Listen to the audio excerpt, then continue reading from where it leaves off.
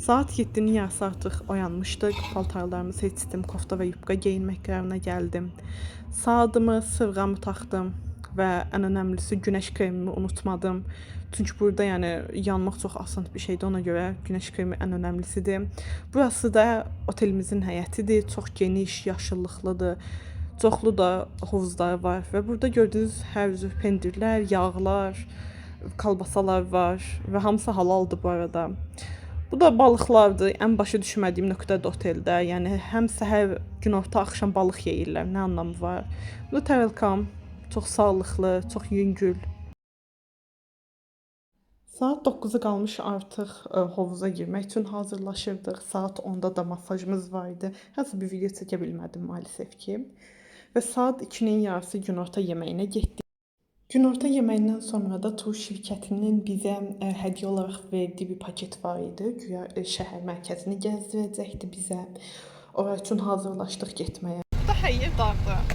Amma bir dənəsinin adı ilə falan dağ varmış. Orada şəkil çəkdirdilər. Hər yer dağdır da, nə anlamı var, deyilmi? Burada da gözləyərkən sizə ətrafı çəkmək istədim. Klassik, yəni səhralıq, başqa bir şey yoxdur. İkinci məkanımız köhnə prezidentin şərəfinə tikilmiş bir məscid idi. Qollarım açıqdır deyə anamın şalını üstümə atmaq istəyirdim, amma maalesef ki, onu da qəbul eləmədilər. Qoçaqlar, bax, özümü qəbul edirəm, tam belim açıq idi. Amma bilirəm, onu qəbul edirəm. Amma bizim evimizdə xristianlar var idi. Döndü onları içəri qoymadı ki, siz müsəlman deyilsiniz, sizə məscid olmaz. Hadi mən tamam, açıqdır, bilirəm, qapamaq lazımdır, farkındayım. İnsanların xristianlarla nə əlaqə, yəni ona ayrımcılıq deyirsiniz.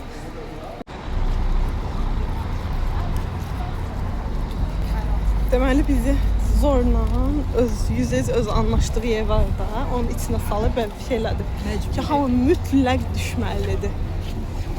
Və burada da 3-cü məkanımızdan çıxmışdıq. O yerə girəndə bizə deyilmişdi ki, sadəcə də 30 dəqiqə vaxt çəkəcək. Amma təbii ki, belə olmadı. Tam-tamına 1 saat vaxtımız getdi. Və bu gördüyünüzə də Arafat deyə adlandırırlar. Adı belə olmalı idi, özləri belə deyilmişdi. Bu molda girəndə ilk məqsədimiz elə bunu almaq idi. Həm anaya, ataya, həm də mənə almışdıq. Kombinimə uyumlu olsun deyə qırmızı rəngini seçdim. Deməli, bu qadının son gətirdiyi dayanacaq güya bazar adı altındadır. Mol kimi bir yerə gətirdi, qapalı bir yer idi. Təbii ki, Instagramda gördüyüm yer çox fərqli idi, mərkəzdə belə. Zədimini bir dənə yerin içinə qoydu. Nə düşünürsən Asakın?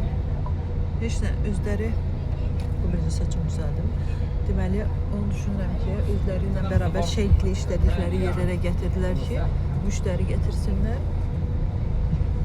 Atəldə basen sadımızı qaçırdıq, sağ olsunlar. Bəli. Deməli, bu da bizim mama chicken diye bir şeydi. Anagilə də bu gələcək. Bu Yunandan salatıdır. Türklərdən oğurlayıblar. Bu da onların pizzasıdır və binli dedi. Nədir? Ay Allah, yəni anlamadım da nə olduğu. Klasik alması. Yəni marketlərdə olan. Böyle. Ata bu şirniyyatı sifariş eləmişdi. Dediyinə görə bəyənibmiş. Biz də trüfel topları sifariş etdik ana ilə. Çox ağır idi. Yəni tövsiyə etmirəm. Mən belə şokolad sevən yeyə bilmədim. Hər axşam oteldə musiqili əyləncə olur. Biz də bu gün də gedib baxmaq istədik, amma bu səfər çox bəyənmədik. İzlədiyiniz üçün təşəkkürlər.